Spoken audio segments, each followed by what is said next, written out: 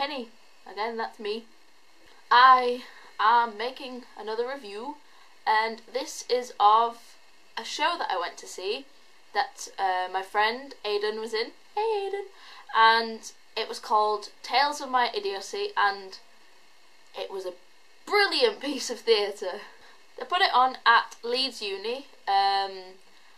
It was very hard to find the stage, but there were some people pondering about as well, and they looked a bit lost. And then some woman was like, "Are you wanting to see the show?" I was like, "Yeah." And she was kind of like, "Come with us, we'll show you where it is." I was like, "Thank you."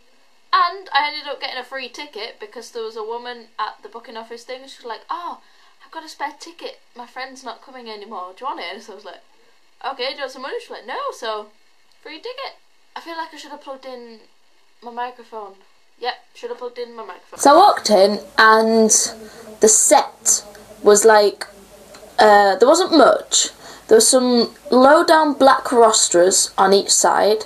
There was two black blocks, like cubes, on each side as well, kind of for sitting on, and they were for sitting on. And then there was like a big block, and it said director on it and a microphone on top. So straight away you were like, ooh. The guy came out, who's obviously the like owner of the group, tried to give us a briefing. It didn't really help much. He just kind of told us about like where the group had come from. But yeah, I still had no idea what the show was going to be about. My friend tried to explain it to me, didn't work at all. And basically, it was a show about their tales of their idiocy. Then that's what it was called. It's really hard to describe to you, and I know I'm meant to do better because it's a review, but still, there was I'd say about 20 of them on this, and they all came out chatting away. They were all dressed as in their own dress wear.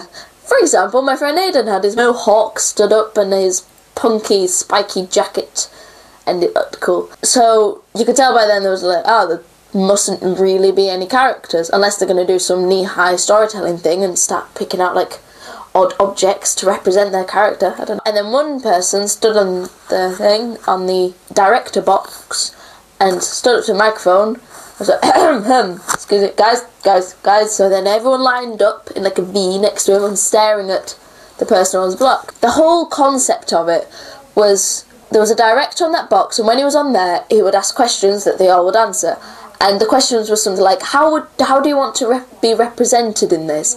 How do you want to be? How do you want people to react to you? You know, do they want you to like you? One girl, I loved her. She was brilliant. She was just kind of like, I want to be crazy. So I was like, oh, you're the best. That's kind of what the concept was. And then from that, they were telling their tales of their idiocy. And there were some hilarious stories. There was one boy called Name. I'm not gonna put a name in because I've forgotten what he's called. And basically, he was riding his bike, and he, for some reason, remembered to put his helmet on, and like swung and crashed, and then was like, "I'm dead," but he wasn't dead. He just, because he had his helmet on. There was another one, and the boy was like, "Oh, well, do you know those times when you're really just mischievous when you're younger?" And basically, at his nana's house, he'd gone into the kitchen, opened the cupboard, got a big thing of lemonade, shook it up, and then put it back and gone, "Nana, can I have some lemonade?" And so obviously she'd come out, open it, and gone everywhere. But it was really funny because he was telling the story, and then there was a few people stood behind him doing all the actions with him. And then another good story, which was Aidan's story, there was like a doctor. She was like, "Aidan," and he was like, "Fine. Okay, I've got a good story," and sat down on one of the blocks which they were moving about. Sat down on the block, and everyone was listening in. It was like, when was it? I think it was high school. When I was at high school, me and my friends used to sit in maths class or something, and I had a harmonica, and just as he was going to say something else, you just heard a harmonica. And for some reason, everyone was so focused on Aidan, no one saw any other movement.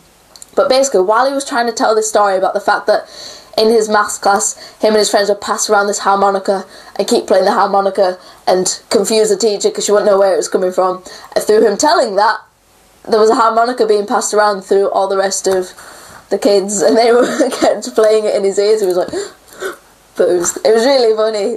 And then after each story, when it got a bit further on, the doctor person was just like, well, that's why you shouldn't play harmonica in class. And everyone was like, oh, right. So that was like another concept of it. They did a good job of like including the audience. That was apparently one of their things that they wanted to involve. They wanted to break that fourth wall. If you don't understand the fourth wall, Google it or something. But they broke that fourth wall and were coming out into the audience and were asking us about our most idiotic things and the things that have last made us happy. Close your eye. I want all of the audience to close your eyes and think of the last thing that made you laugh. For me, I know it's only a little thing, but for me it was when me and my friend have this thing, cluck, and that I just thought if I went cluck, I just laughed. Anyway, they asked some stories, and then when they went back to the front, I was like, does anyone have any decent stories? And so we're like, oh yeah, a woman at the front did this, and some man did this. I can't remember some of the stories, but that was really good. That engaged us a lot more. Personally, it engaged me a lot more. Fair enough, the whole play wasn't slick, it wasn't perfect, all the lines weren't like so brilliant, but that's what made it better, the fact that it wasn't like that. That made it more the fact that this was a youth group, a youth theatre group that wanted to put something on from their point. It was a completely creative adaptation thing, no scripts.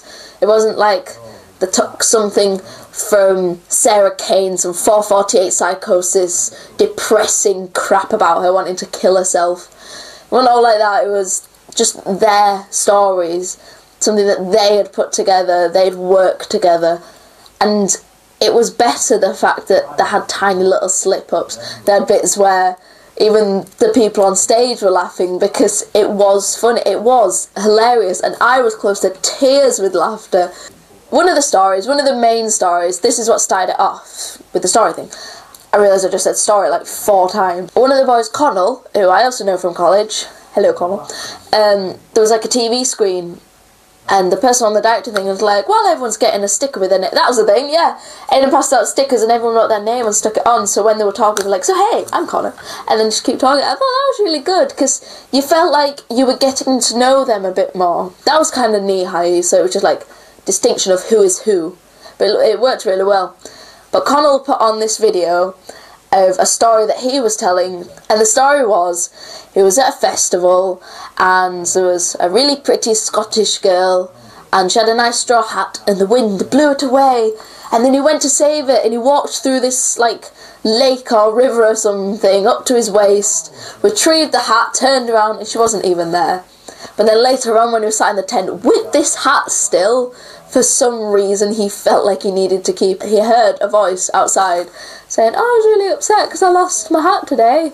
And he was like, oh, is this it? And she's like, oh, you're my hero, well, you can keep it as a thank you gift. Which he ended up leaving at the festival anyway, so after all that, he didn't get the girl, he didn't get the hat. But that was one of the main stories, and like 2 other times it was like, we're going to create something now. And Connell was like, oh, it's mine, it's mine, it's mine. And I was like, no, no, no, not yours yet, Connell. And I was like, oh. At the end, to finish it off, they told his story, but in this huge pantomime, a just giant way. So they had someone to be the singer, and then there was like a few people creating the sounds of this music. So, oh, what's her name? Catherine, I think it's Catherine. I know her through Aidan as well. Hey Catherine, that's your name. She was making, and everyone else was making, her little group were making the sounds of the music. So when I said dance, they're all going, what's her name? Ellie. Ellie was there as well, also from Notre Dame. Hey Ellie. She was a woman with the hat. There was 3 other people that created the wind, and so when it blew away, they were passing it between each other. I was like, oh no. Oh no. Connell wasn't being Connell. He was like setting this all up. This boy, Daniel, who ended up breaking his hand through the performance. I only found out afterwards, but apparently when they came to talk to the audience, he grabbed onto the rail but trapped his finger and ended up breaking his finger. Live theatre for you guys. He was Connell and he wanted it really like pantomiming, so whenever we were like, I am Connell, 2 guys from the side ran on with a sign saying applause, so we'd all be like, woo! And then it like fell into this sea, so 2 other people brought on this like blue sheet and held it so you couldn't see right behind it, and some of the people hid. So Connell was trying to fight through, and he was just like, but there was piranhas, so some hands just appeared, just like, nip, nip, nip, nip, nip. So he fought them away. And then there was a crocodile, which was Daniel, with the broken hand. He just lifted up this blow-up crocodile. They just wrestled. Okay, and he found the hat, but he was taken over by a dragon. Oh, this little toy dragon with the hat. And even now I'm laughing. Oh, I really wish I could explain it to you better. I'm the worst at explaining things. But for some reason, that side of the story seemed to end with him getting the woman. And she'd be like, who are you though? And he was like, I am Connell, but some people call me the Doctor. And everyone started doing that, ooh, ooh, ooh. Yeah. All of it was brilliant. The fact that they were themselves just telling stories that made us laugh. They had so much energy as well. Fair enough, not all of them did. They could have had more, but it didn't matter because some other people brought it back. It worked really well, and it was good that they didn't have much set. It was good that they had like loads of props. Fair enough, some of the props are like falling in from everywhere, and they're like, oh, whoops, shuffling them to the side. But well done, everyone who did Tales from My Idiocy. I'm going to show you the flyer. Tales of My Idiocy. That's the flyer for it. The youth group is called Escape Contemporary Youth Theatre. I think they're based in Leeds. I know that they rehearse in Leeds or somewhere near Leeds, but I presume you'd have to be under 18. But if you feel like getting into it, then Escape Contemporary Youth Theatre. Awesome. See you later, I suppose. Toodles.